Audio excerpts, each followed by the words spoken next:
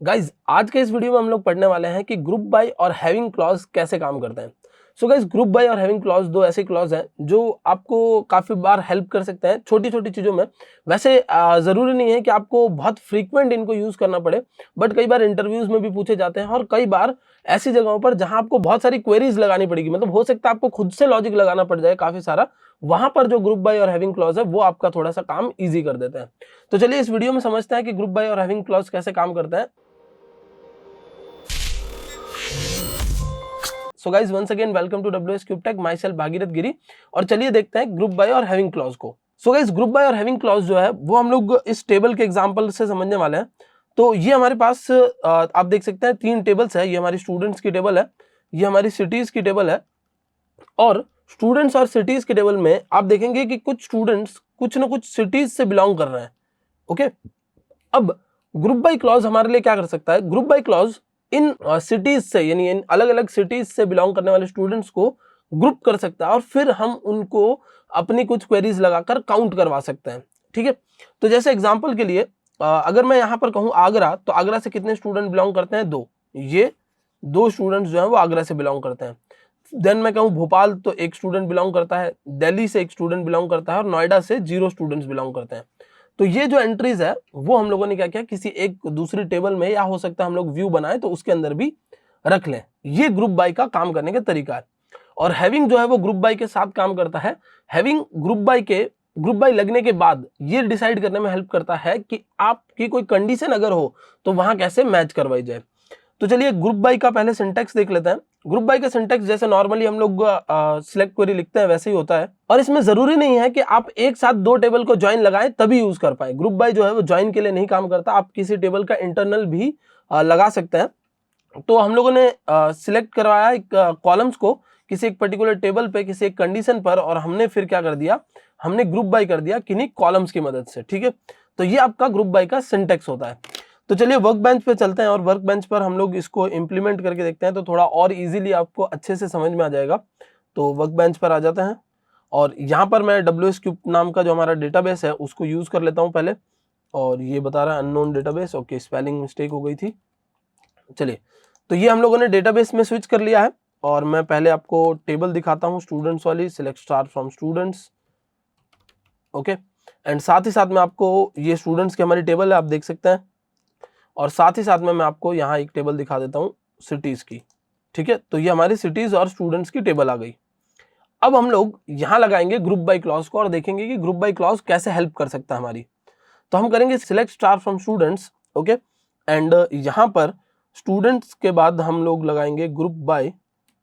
ठीक है, और ग्रुप बाय हम लोग कर देते हैं CID। ठीक है, जो सिटी ID है वो मैंने किस नाम से रखी हुई है? CID। और अब इस पे गो करते हैं। तो इसने क्या किया, वो जो स्टूडेंट्स थे उनको ग्रुप कर दिया, बट हमें कैसे पता चलेगा कि ग्रुप हुआ कि नहीं हुआ? तो उसके लिए हमें यहाँ स्टार नहीं लगाना है, हमें एक छोटा सा लॉजिक लगाना है। CID comma and count CID। ठीक है, हम लोग क्या कर रहे हैं, काउंट कर रहे हैं CID को। हम सिटी ID सिलेक्ट करेंगे, काउंट करेंगे और इसको हम यहाँ से करते हैं गो। तो देखिए सिटी ID 1 के 2 स्टूडेंट्स है, सिटी ID 2 का 1 स्टूडेंट है, सिटी ID 3 का 1 स्टूडेंट है, सिटी ID 4 के 3 स्टूडेंट्स हैं।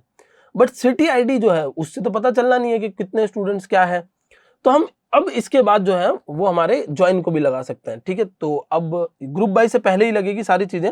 आप यहाँ पर लिखेंगे इनर ज्वाइन, आप कैपिटल या लोअर केस जैसे लिखना चाहे लिख सकते हैं। Inner join cities. ठीक है, मैं इसको नेक्स्ट लाइन में ले लेता हूँ। सिटीज वाली टेबल पे मैं इनर ज्वाइन लगाऊंगा।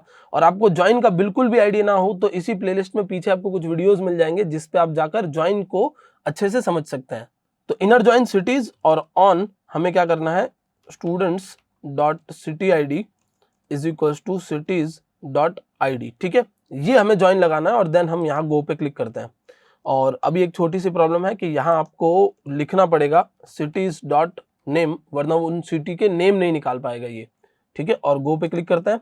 तो देखिए सिटी की ID 1 जोधपुर, स्टूडेंट कितने हैं? 2। सिटी की ID 2 जयपुर, स्टूडेंट कितना है? 1। सिटी की ID 3 राजकोट, स्टूडेंट 1, और दिल्ली 3 स्टूडेंट्स। ठीक है, और आप इसको एलियास बनाकर कुछ और नाम से भी लेके आ सकते हैं, जैसे काउंट सिटी ID लिखा हुआ, बहुत अजीब सा नाम है, हो सकता है कभी फेच करवाने में मुझे प्रॉब्लम करे, तो मैं इसको कर दूंगा एज टोटल। ठीक है, ये जो डेटा है वो कैसे आना चाहिए? As total. तो मैंने टोटल लगाया और ये आप देख सकते हो यहाँ पर मुझे सारे स्टूडेंट्स मिल गए। अब हमें सपोज एक एक सिटी वाले स्टूडेंट तो चाहिए नहीं थे, मुझे क्या करना है, मुझे सिर्फ उन्हीं सिटीज का नाम चाहिए जिनमें 2 या 2 से ज्यादा स्टूडेंट्स हैं। ठीक है, हमें क्या करना है, उन्हीं सिटीज के नाम चाहिए जिनमें 2 या 2 से ज्यादा स्टूडेंट है। ग्रुप बाय तो क्या कर रहा है, इनको ग्रुप करके ले आ रहा है कि भाई इस सिटी के इतने स्टूडेंट, इस सिटी के इतने स्टूडेंट, इस सिटी के इतने स्टूडेंट है, बट मुझे 2 या 2 से ज्यादा वाले ही चाहिए।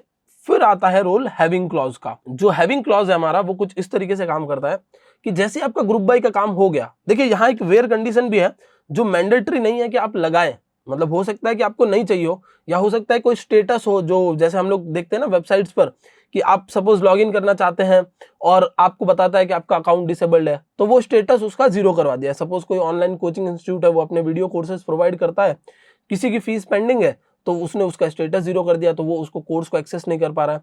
तो सपोज वो जो स्टूडेंट्स हैं उनको हमें नहीं लाना है तो हम किसी कंडीशन को लगा सकते हैं, वरना कंडीशन लगाना भी मैंडेटरी नहीं है। ओके, तो अब हम लोग यहाँ हैविंग क्लॉज को लगाते हैं नेक्स्ट और चेक करते हैं कि हैविंग क्लॉज कैसे काम करता है। तो मैंने यहाँ लगाया हैविंग और सिटीज, ओके, और सिटीज नहीं, ये हमें काउंट लगाना है। Having count city ID is greater than equal to 2, 2 या 2 से बड़ा हो वही लेके आओ। जैसे अभी ये क्या कर रहा है, अभी ये इतने सारे लेके आ रहा है, ठीक है, हम बात कर रहे हैं किसकी, 2 या 2 से बड़े होने की। तो मैंने गो पे क्लिक किया और देखिए 2 या 2 से बड़े 2 ही थे, जोधपुर और दिल्ली, उनका नाम आ गया जोधपुर में 2 और दिल्ली में 3। ठीक है, अब अगर आप यहां पर लगाओगे सिर्फ 2 से बड़े तो सिर्फ दिल्ली का नाम आएगा, या आप लगाओगे 4 तो कोई भी रिकॉर्ड नहीं आएगा क्योंकि है ही नहीं। ठीक है, या आप यहां पर लगाते हो इक्वल्स टू 1, ठीक है, तो क्या करेगा, सिर्फ 1-2 ही रिकॉर्ड्स आएंगे क्योंकि वो इक्वल्स टू 1 वाला है। तो कंडीशन इस तरीके से लग सकती है। तो ग्रुप बाय ने क्या किया, इनको ग्रुप किया। ठीक है, नाम से पता चल रहा है group by. Group by what, city ID से इनको ग्रुप अप कर लो। ठीक है, एजेस में ग्रुप करना हो, सपोज स्टूडेंट की एज हो और उससे ग्रुप करना हो हम लोगों को, या सपोज जैसे हमारे पास यहाँ एक और टेबल है वो भी मैं आपको दिखा देता हूँ, कोर्सेस की। ठीक है, तो ये हमारे कुछ कोर्सेस हैं और हम लोग सपोज यहाँ पर आ जाते हैं और कोर्स आईडी ले लेते हैं इधर। ठीक है, मैंने सिटी आईडी रखा है, उसकी जगह कोर्स आईडी ले लेता हूँ और कोर्सेज डॉट नेम ले लेता हूँ। यहाँ पर मैं कोर्स आईडी ले लेता हूँ। ठीक है, और स्टूडेंट का हम लोग ज्वाइन जो है वो कोर्सेज पे लगा लेंगे। हम लोग छोटे मोटे चेंजेस कर रहे हैं बस, और यहाँ भी ले लेते हैं कोर्स आईडी और यहाँ लिख देते हैं कोर्सेज डॉट आईडी। ठीक है, मैं आपको एक बार टेबल भी दिखा देता हूँ कोर्स वाली, ताकि आपको थोड़ा सा आइडिया और क्लियर हो जाए। ये हमारी कोर्स वाली टेबल है, ठीक है, जिसमें आईडी और नेम है और कोर्सेज टेबल का नाम है।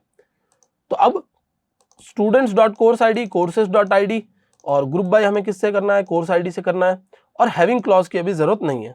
ठीक है, तो हैविंग क्लॉज को अभी थोड़ी देर के लिए हटा देते हैं।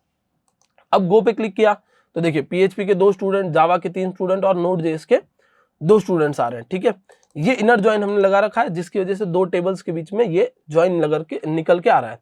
ठीक है, एक काम करते हैं हम लोग यहाँ राइट ज्वाइन लगा कर देखते हैं और फिर ऑब्जर्व करते हैं कि क्या होता है। ठीक है, तो राइट ज्वाइन लगाया मैंने, तो राइट ज्वाइन में क्या बोल रहा है कि C++ का कोई स्टूडेंट ही नहीं है।